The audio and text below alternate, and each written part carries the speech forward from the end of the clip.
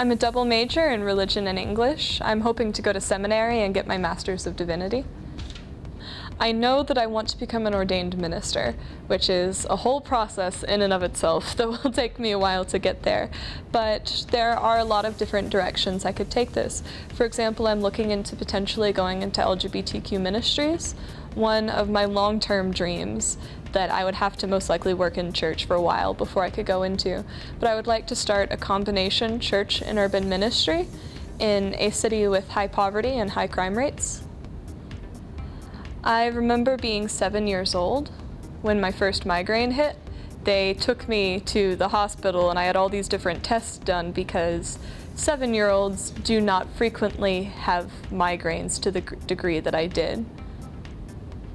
And they determined that I was essentially a healthy 7-year-old who just got migraines.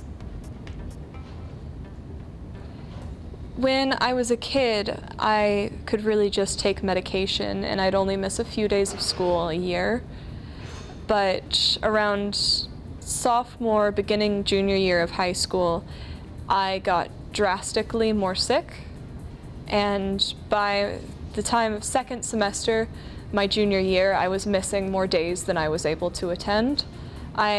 Fortunately, I was able to graduate from high school, but I had to finish out on homebound services, so I was essentially homeschooled for the last part of my senior year.